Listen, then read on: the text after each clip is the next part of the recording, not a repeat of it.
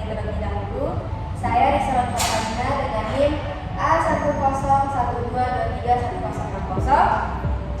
Dan saya Farhan Hidayat dengan NIM A1012231009.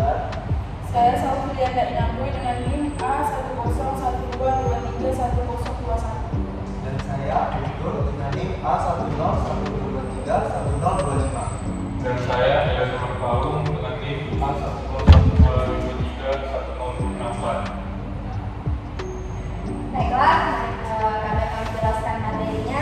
Dalam perjanjian internasional terdapat beberapa unsur-unsur penting yang harus dipenuhi. Di antaranya adalah kesepakatan, subjek, bentuk tertulis, objek tertentu, dan tutup pada hukum internasional. Di sini saya akan menjelaskan yang pertama, yaitu kesepakatan. Kesepakatan. Definisi kesepakatan adalah inti dari perjanjian internasional, di mana semua pihak harus memberikan persetujuan yang jelas dan tanpa paksaan. Ini diatur dalam prinsip pacta sunt servanda yang menyatakan bahwa perjanjian harus dipatuhi oleh semua pihak yang terlibat.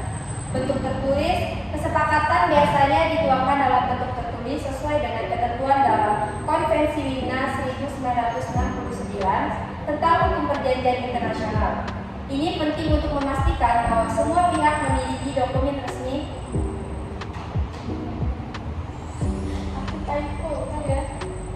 Yang pertama adalah kesepakatan. Kesepakatan adalah inti dari perjanjian internasional di mana semua pihak harus memberikan persetujuan yang jelas dan tanpa paksaan. Ini diatur dalam prinsip pacta sunt servanda yang menyatakan bahwa perjanjian harus dipatuhi oleh semua pihak yang terlibat. Kesepakatan biasanya dituangkan dalam bentuk tertulis sesuai dengan ketentuan dalam Konvensi Wina 1969 tentang hukum perjanjian internasional. Ini juga penting untuk memastikan bahwa semua pihak memiliki dokumen resmi yang mendokumentasikan isi dan ketentuan perjanjian. Dasar hukum kesepakatan yaitu dapat ditemukan dalam berbagai regulasi, termasuk dalam yang pertama Konvensi Wina 1969 yang menyatakan bahwa perjanjian internasional adalah kesepakatan tertulis yang diatur oleh hukum internasional dan menghasilkan hak serta kewajiban bagi pihak-pihak yang terlibat. Terdapat dalam pasal 2.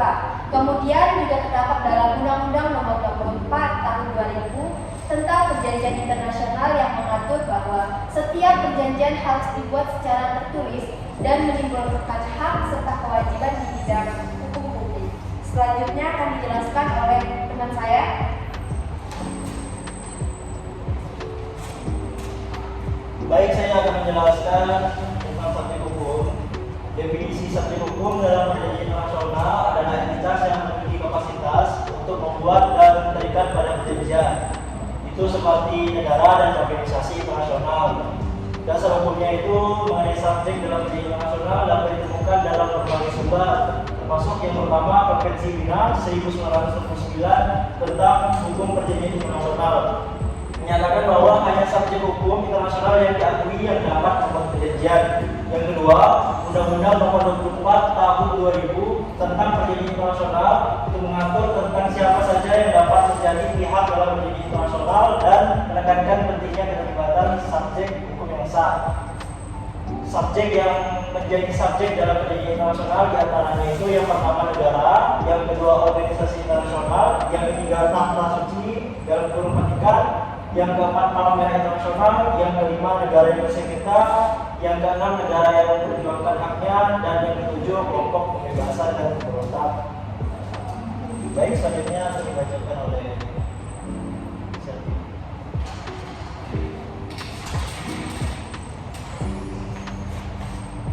Selanjutnya saya akan membahas bentuk tertulis. Perjanjian internasional harus dituangkan dalam bentuk tertulis untuk dianggap sah dan mengikat. Hal ini penting untuk memberikan kepastian hukum bagi semua pihak. Pasal 2 Konvensi Wina 1969 menjelaskan bahwa perjanjian harus berbentuk tertulis dan diatur oleh hukum internasional. Dasar hukumnya yang pertama itu Konvensi Wina 1969 secara eksplisit menyatakan bahwa perjanjian internasional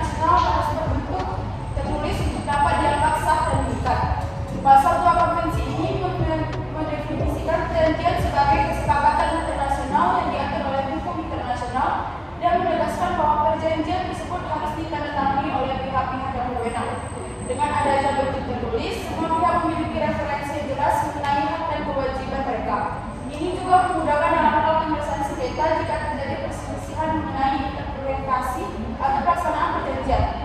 Perbedaan dengan perjanjian tak tertulis yaitu meskipun ada juga perjanjian internasional yang tidak tertulis seperti kesepakatan lisan, Konvensi Wina menetapkan bahwa hanya perjanjian tertulis yang dapat dianggap sah dalam konteks hukum internasional. Perjanjian tak tertulis tunduk pada hukum kebiasaan internasional dan tidak memiliki kekuatan pengikat yang sama seperti perjanjian tertulis. Selanjutnya akan dibahas oleh Guntur. Oke, sebelum itu kita masuk di objek tertentu, di mana objek dari perjanjian harus jelas dan spesifik, mencakup hak, kewajiban, atau tindakan tertentu yang disepakati oleh para pihak.